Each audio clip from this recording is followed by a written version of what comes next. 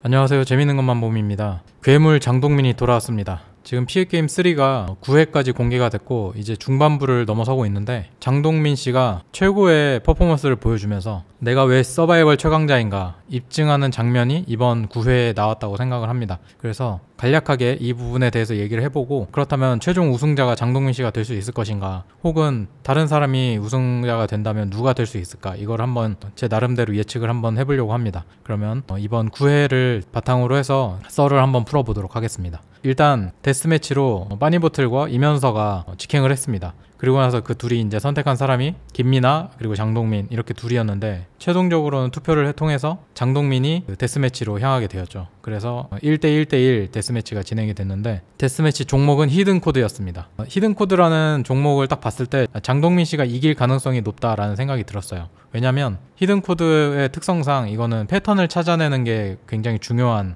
게임이거든요. 장동민 씨가 가진 강점을 제가 이제 3가지 정도로 요약을 해보자면, 첫 번째로는 심리전. 포커 게임 같은 형태의 게임을 했을 때 상대가 어떤 카드를 들고 있을 것인가, 또 어떤 카드를 들고 나올 것인가, 그렇다면 나는 어떻게 대응할 것인가, 이런 걸 파악하는 데 있어서 굉장히 능숙한 모습을 많이 보여줬기 때문에 심리전이 굉장히 탁월하다는 생각을 했습니다. 그리고 두 번째로 포섭 능력. 사실 서바이벌에서 개인 능력만으로 올라가는 건 한계가 분명하고, 결국에는 나와 뜻을 같이 할 사람을 몇 명이나 모을 것인가, 또 그 사람들과 어떻게 서로 배신하지 않고 함께 갈 것인가, 이게 굉장히 중요하다고 보거든요. 근데 그 부분에 있어서는 그 다른 출연자, 홍진호 같은 경우에도 얘기를 하는 것처럼 장동민이 그걸 너무 잘한다, 이거는 사실 거기 안에 출연하는 분들도 다 느끼는 거거든요. 그래서 포섭 능력이 굉장히 뛰어난데, 사실 저는 포섭 능력이라고 크게 뭉뚱그려서 말할 수 있지만, 이걸 좀 세분화하면 진솔함이라고 저는 생각을 해요. 나는 절대로 배신을 하지 않는다, 그리고 내가 한 말은 꼭 지킨다, 이거를 꼭 지키려고 하고 실제로도 어기는 모습을 아직까지는 보여주지 않았죠. 그렇기 때문에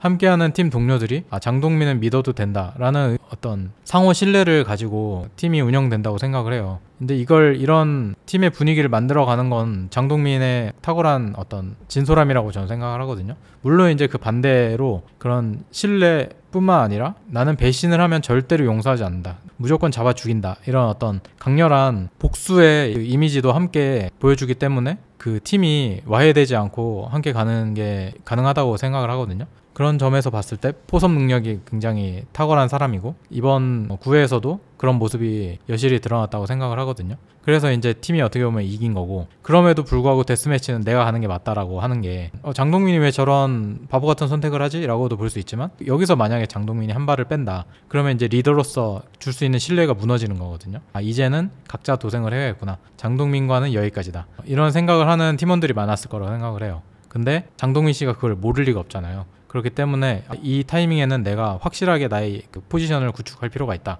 라는 생각을 해서 본인이 데스매치로 간다고 한 거고, 저는 그 선택이 어차피 장동민 씨가 말한 것처럼 목표는 우승이잖아요. 한 게임을 이기는 게 중요한 게 아니고 우승을 하는 거기 때문에, 여기서 내가 한 발 물러서면 우승은 물 건너간다, 여기서 약간 승부수를 던졌다고 저는 생각을 했습니다. 그래서 장동민이 그 데스매치에 간 거고, 결과적으로 히든코드는 장동민 씨에게 딱 맞아떨어졌다고 볼 수 있는 거죠. 장동민의 강점 세 번째는 패턴을 찾아내는 능력이라고 생각을 해요.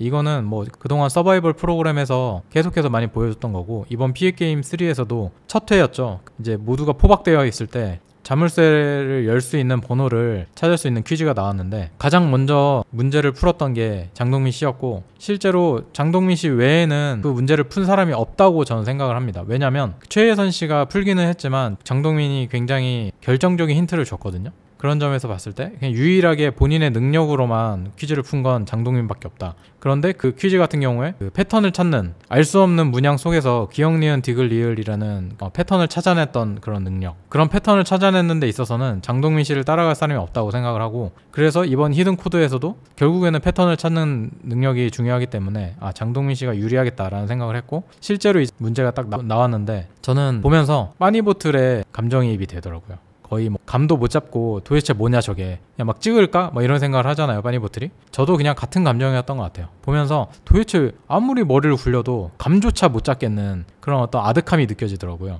그래서 장동민이 첫 번째 문제를 맞추고 그 문제를 어떻게 맞췄는지를 설명하는 걸 딱 듣는데, 저런 패턴이구나, 그러면 나도 한번 해볼만 하겠는데 하고 이제 두 번째 문제를 저도 열심히 집중을 했거든요. 근데 두 번째 문제도 첫 번째 문제를 봤던 것과 마찬가지로 아득하더라고요. 내가 지금 아무리 머리를 굴려도 이걸 맞출 수 있을까? 도무지 감이 잡히지가 않았는데 그 상대로 나왔던 빠니보틀은 물론이고 이면서도 도저히 감도 못 잡잖아요. 이 문제가 도대체 어떤 패턴인지 그걸 이해조차 못하는 걸 보면서 그냥 장동민이 독보적이구나 라는 생각을 했던 것 같아요. 저는 지금까지 피해게임을 시즌1, 시즌2, 시즌3를 보면서 이렇게 압도적이었던 데스매치는 처음이었던 것 같아요. 되게 뻔한 결과가 나올 것 같은 대결도 아슬아슬하게 이기거나 그냥 3대 떡으로 바르고 이기는 경기는 본 적이 없는 것 같아요. 저도 사실은 데스매치로 이제 장동민 씨가 간다고 했을 때 사실 의심을 좀 했습니다. 왜냐면 아무리 장동민 씨가 서바이벌 최강자지만 이대로 탄탄대로를 걸으면서 쭉 우승을 간다? 이런 그림은 사실 서바이벌 프로그램에서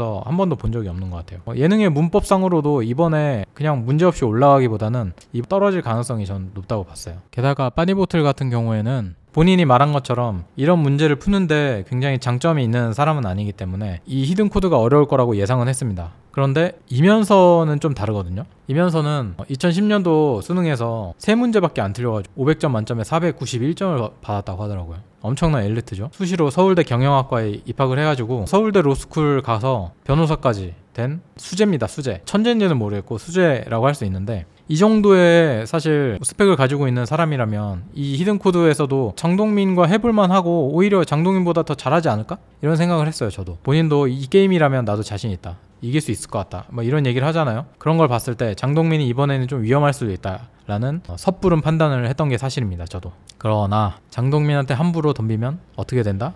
X 됩니다. X. 그걸 제대로 보여줬죠. 화려하게 부활하는 장동민의 모습을 보면서 감탄을 금할 수가 없었고 이 모습에서 저는 장동민이 우승하는 거 아닌가? 이런 생각이 들더라고요. 그래서 저는 이제 개인적으로는 장동민의 이런 화려한 부활이 굉장히 큰 의미를 가져다 줬다고 생각을 합니다. 일단 다른 출연자들에게 이런 메시지를 전달해 줄 수 있겠죠. 장동민한테 함부로 덤비면 안 되는구나. 내가 죽을 수도 있는 거구나. 게다가 빠니보틀과 이면서가 탈락을 하면서 나가면서 뭐라고 했냐면 둘이 장동민은 괴물이다 이러면서 나갔잖아요. 이 모습을 봤을 때 도대체 장동민이 어떤 퍼포먼스를 보여줬길래 저렇게 두 사람이 얘기를 하나 싶을 정도로 약간 공포감이 들 수도 있었을 것 같아요. 그래서 이런 공포감이 장동민에게 형성이 되면서 장동민의 리더십은 더 강화되고 지금껏 장동민의 독주 체제에 대해서 불만 갖는 사람도 많았고 가장 위험한 경쟁자이기 때문에 빨리 떨어뜨려야 된다 이런 인식이 많았는데 이번 데스매치를 통해서 약간 뒤집혔을 수도 있겠다 이런 생각이 들었어요. 웬만하면 장동민 편에 서거나 혹은 적대하지 않으려고 할 가능성이 높다고 생각합니다. 괜히 섣불리 저 사람을 내가 떨어뜨리겠다 뭐 이런 호기를 부렸다가는 어떻게 되는지 뻔히 봤기 때문에 좀 조심할 가능성이 높아졌고 그렇게 됐을 때 장동민의 운신의 폭은 더 넓어질 수 있다고 생각을 하거든요. 그걸 이제 사실 누구보다 먼저 파악했던 게 스티브 예라고 생각을 해요. 스티브 예가 굉장히 교활하고 또 뭐 약간 약삭 빠르고 이렇게 보이지만 실제로는 굉장히 명석하고 승부사 게다가 눈치도 되게 빠르고 영리한 사람이라고 생각을 해요. 이번 편에서 장동민을 얼마나 견제하고 있는지를 여실히 보여주는데 장동민을 데스매치로 보내느냐 마느냐 이 투표를 할 때 스티브 예는 추가 투표권을 8장이나 삽니다. 8장. 이거는 솔직히 8장을 안 샀어도 장동민이 가는 건데 8장을 샀으니 뭐 이거는 아예 그냥 골로 보내버리겠다는 뜻이잖아요. 근데 이 스티브 예가 왜 그렇게까지 했을까? 이 내 돈을 이렇게까지 많이 태워야 되는데 그럼에도 불구하고 장동민은 여기서 무조건 떨어뜨려야 된다라는 생각이 있었기 때문에 그런 승부수를 던진 거거든요. 그만큼 스티브 예가 봤을 때 이 사람 가장 경계해야 되고 가장 무서운 사람이다 라고 생각한 게 장동민이라는 거죠. 이거를 다른 사람들은 장동민이 너무 주도적으로 하려고 하고 혼자 독단적으로 하려고 한다 이런 의미로만 약간 선택을 했다고 하면 스티브 예는 이 사람은 여기서 무조건 떨어뜨려야 된다. 그래야 내가 우승을 할 수 있다. 이런 어떤 굉장히 강렬한 우승을 위한 승부수를 던졌다고 볼 수 있는 거거든요. 그래서 저는 장동민의 우승 가능성이 가장 높지만 그 다음으로 가장 높은 게 스티브 예라고 생각을 합니다. 이 스티브 예의 실력 그리고 어떤 승부사로서의 그 기질 쉽게 상대를 믿고 그냥 넘어가지 않는 한 번쯤은 다시 생각해보는 그런 신중함 이런 것들이 장동민과 막상막하라고 생각을 해요. 만약에 둘이 데스매치에서 붙는다 이랬을 때 장동민이 과연 손쉽게 이길 수 있을까? 저는 그렇지 않을 거라고 생각을 해요. 결국에는 둘 중에 먼저 떨어지지 않고 살아남는 사람이 우승을 할 것 같다라는 생각을 하는데 문제는 스티브 예가 장동민을 경계하는 것만큼 장동민이 스티브 예를 경계하는 것 같지는 않다는 겁니다. 장동민은 사실 이번 9회에서 충주맨에게 굉장히 화를 내고 있죠.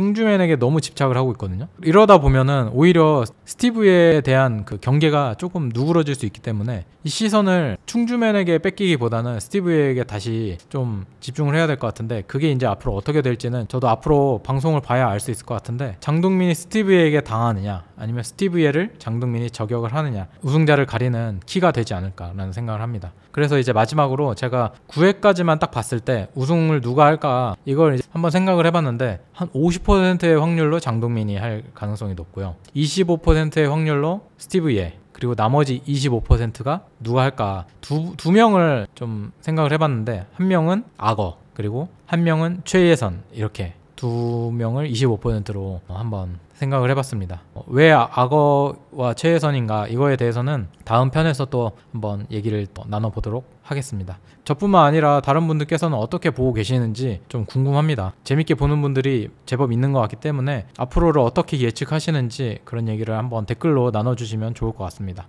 그럼 다음 시간에 뵙도록 하겠습니다. 감사합니다.